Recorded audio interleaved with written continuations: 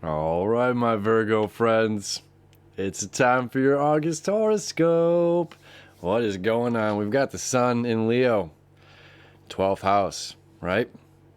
So it's moving through, completing karmic endings, wrapping things up behind the surface, behind the scenes for us. I'm Virgo rising myself, right? This is a big month for us. Big 6 months for us, okay? And it's really starting this month, all right? So we've got a new moon. Of course we do. We have a full moon in Aquarius, okay? So the sun is there in this karmic completion ending 12th house, okay? Which means the moon's over there in the 6th house, all right? Which is Aquarius for us. And that's going to be why. This is about the work and services that we're doing, how we're providing, how we're giving back to the community. Okay, there's a karmic relationship between us here on planet Earth, whatever we came from, okay, and the work that we're doing here on planet Earth to give back to other human beings. Okay, we're being called out, we're being called to ask and step forward and be of service. All right, you're a Virgo, that's our job. We are of service. Okay, so that is on the 3rd. On the 4th, Mercury is going to move signs. Mercury, here you are. Mercury is moving out of the 11th house and also entering the 12th house. So this is good, and it's only going to be there for 15 days, all right, just a little over 2 weeks, which means Mercury's ripping through here and then going to enter our first house as well, all right? And that'll be on the 19th, it'll jump in here, okay?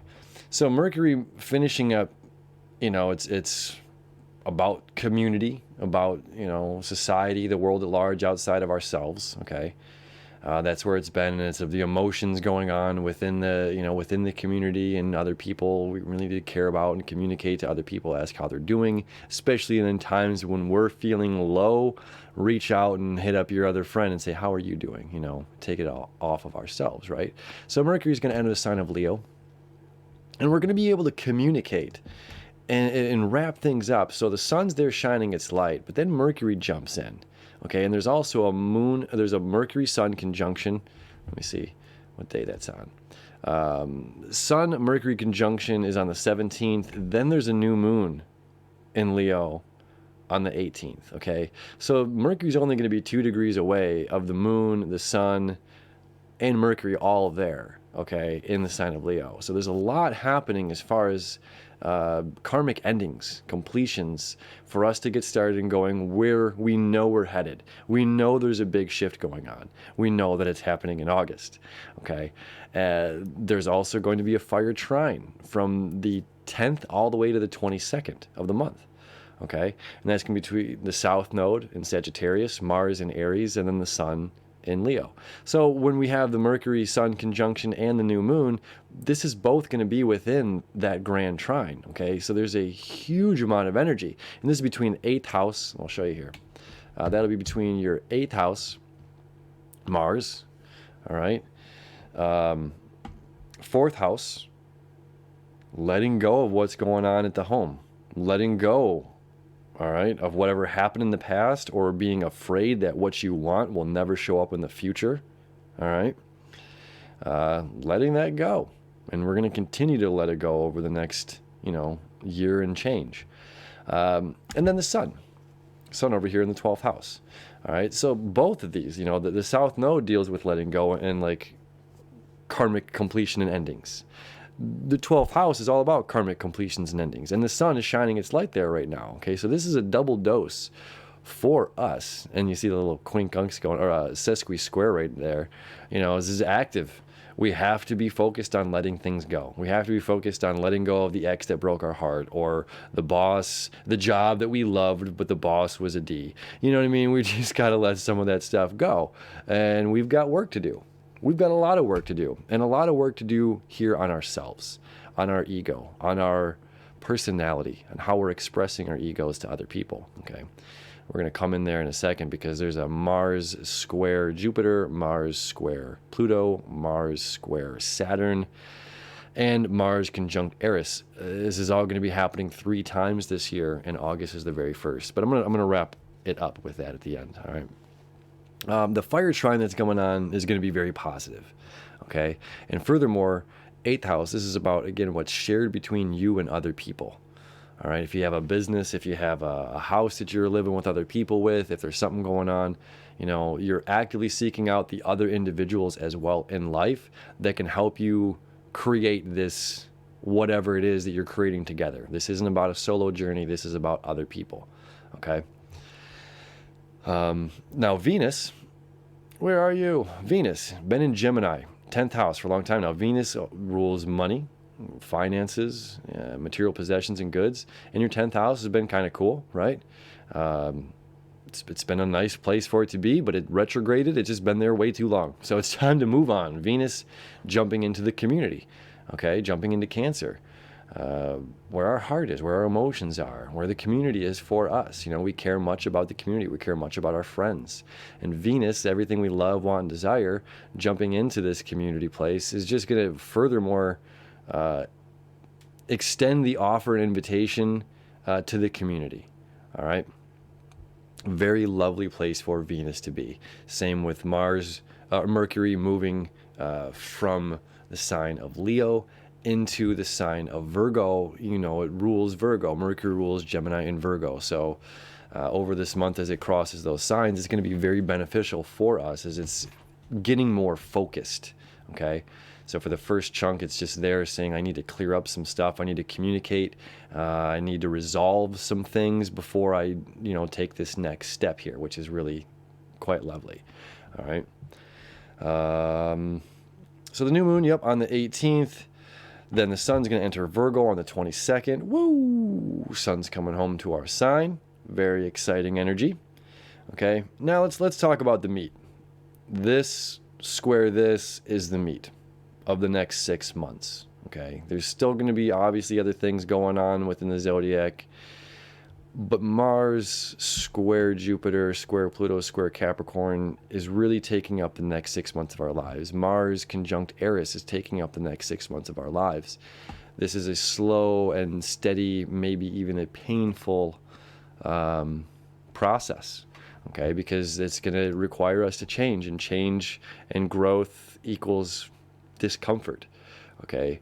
And when we experience discomfort, we want to go back to the old norm, and we can't. We cannot afford to. We can't afford to. We can't afford to lose ourselves and our dreams for the future, right? To going back to old patterns that just don't serve us where we want to be. It's a comfort zone thing. So anyway, there's going to be some growth. There's going to be some change. All right.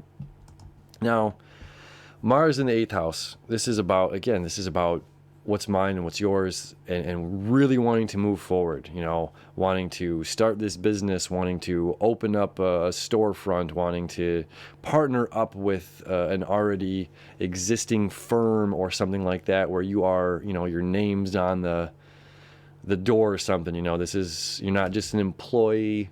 Okay, this is something's going on here where you're a partnership, or this is, hey, we're sharing a bank account now, and we've got to figure out this because it's not just about me. And Mars is just, hey, this is about me. I'm the lone warrior, and I do what I want. Mercury, Venus, Mercury sticks within 30 degrees of the sun. Venus sticks within 60 degrees, and they pendulum around the sun. Mars, free to wander. He can be anywhere he wants in the zodiac, right? As far as the personal planets go. So this is okay. This is not just about me and my journey. This is about other people, and how are we putting up for other people to make sure that they know that the work that we're doing is providing for them, and not just they are providing for us, that we are pulling our weight here. Okay. So there's tension going on between my personality, my ego expression. Jupiter's saying more, be more. Pluto saying, I want to transform, I want to change, I want to create change. And Saturn says, yes, let's make it real. This is saying, hey, let's add a back porch on. Pluto's saying, let's just burn the whole house down and start fresh. Saturn's saying, just, tidy up. Okay. Whatever you do, whatever boys change here in my house, I'm going to be overseeing it. Okay. Because this is a relationship between Mars and Capricorn, Mars wants to move ahead. Mars wants to rush things. Mars wants to be the bulldozer. Mars wants to be the bull in the china shop. The Capricorn energy is that energy that turns coal into a diamond. Okay? And we're saying, are we ready? Are we ready? Are we ready yet? Are we ready? How about now? And it's like, no, we have to practice patience, you know. So before we get to this thing, before we get to the big pool party that's going on here, whatever's happening, again, we're joining forces, okay? So over the next 6 months, there's some sort of joining forces, all right? Some way.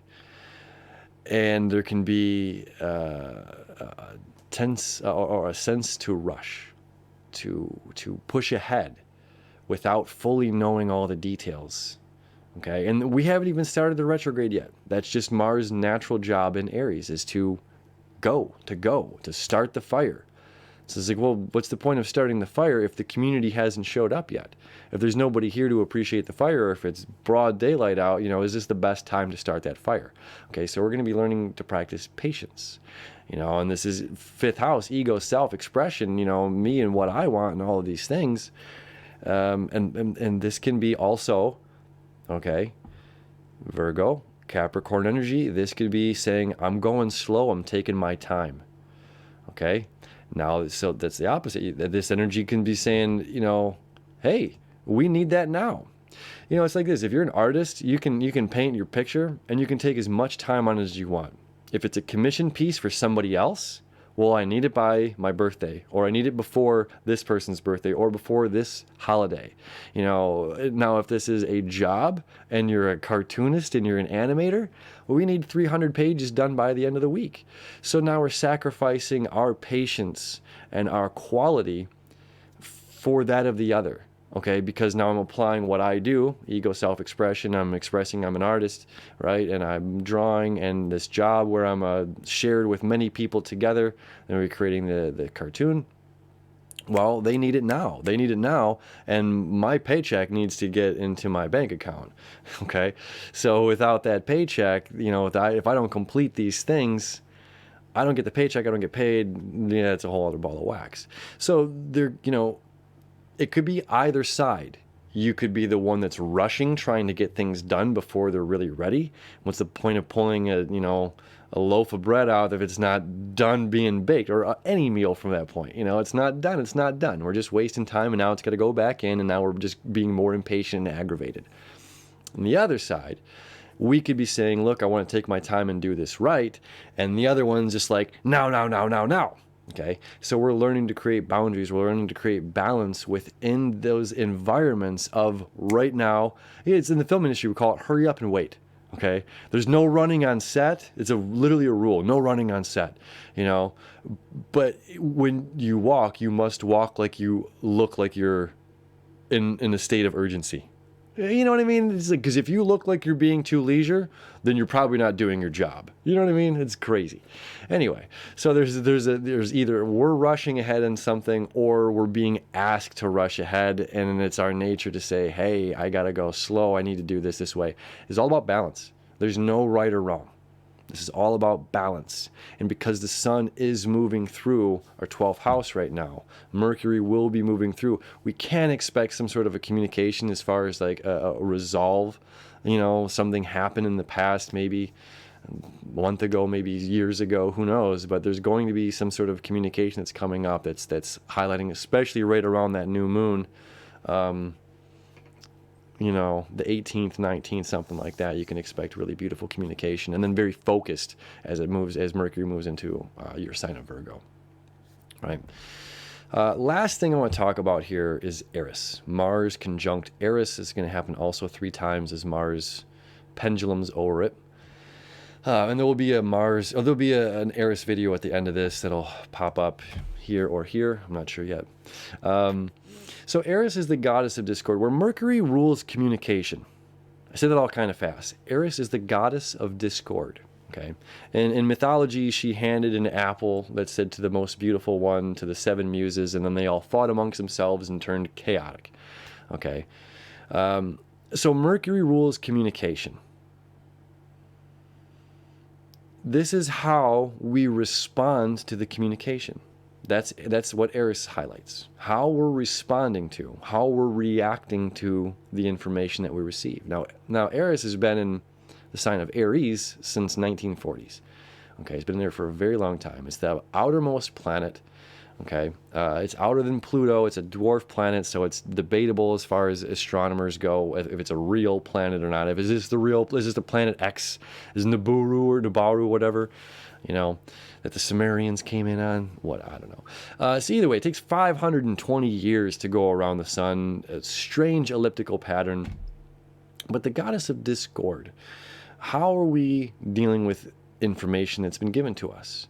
Now, Aries, Mars in general, has a tendency to be snippety. Okay, it's the grumpy, rough on the edges warrior kind of guy that you see in every story. Every movie, every cartoon, Disney cartoons, every movie, it's the sun is the hero of the story. The King Jupiter's lost something. Then there's Venus, which is the lover. You got Mercury, the nerdy guy, the nerdier, really smart, swift, fast, very intelligent one of the group. You have the hero of the story, of course, the sun, and Mars is your angry, gruff guy, and then Saturn is going to be the malefic bad guy. Okay, so Mars is the angry, gruff guy. That's Mars' nature. It has a moon named Fear, Phobos, fear, right? And Terror, I believe, is the other one. Terror. I got to get up on my Mars moons. Either way, they're not good. They're not like positive names. It's not rainbow and unicorn. You know what I mean? So there's a sense of aggravated aggression when it comes to Mars and Aries and how we're responding to communication. How are we responding? Are we biting back? Are we, do we go from 0 to 100 in the swiftness and the quickness? And part of what's going on, and especially because Aries is 24 degrees, Pluto's at 23 degrees. Those two are still squaring each other. So when Mars comes around here for these conjunctions, they're going to be square to Pluto more specifically than Jupiter or to Saturn. Okay? Especially this first one in August, at least. So what this is saying is, look, we might have responded this way in the past. We might have responded with a short fuse. We might have responded with aggression, or just because somebody else is angry. Oftentimes we mirror that anger. We mirror other people's energy. If someone's coming in all flighty, all of a sudden we're frazzled as well, even if we were calm as a cucumber. Cucumbers are pretty calm. So this is just saying, like, look, slow it down. Pluto is saying change. We're allowed to change. We have the ability to learn. We have the ability to transform our lives. We have the ability to think outside the box. We have the ability to slow it down before we respond and say something that's we're never going to be able to take back. What? So that's going to be an ongoing theme as well this month, right? As for the next 6 months. So the first part of this month, there's a lot of karmic completion, a lot of wrapping things up, and then things get really exciting as the 22nd, the 19th, 22nd, when Mercury and the Sun enter your first house, Virgo, getting very, very focused on what it is that we're after in life, what it is that we're going toward, what it is that we want to see manifested in the next 6 months, right? That beautiful fire trine energy gonna really build us up, and again, just sweep. It's the cosmic janitors sweeping out the old cobwebs that our physical bodies can't get to. Okay, so this is some good ceremony kind of work that's going on this month. All right, my friends, have a beautiful month ahead, and we'll see you tomorrow for the dailies.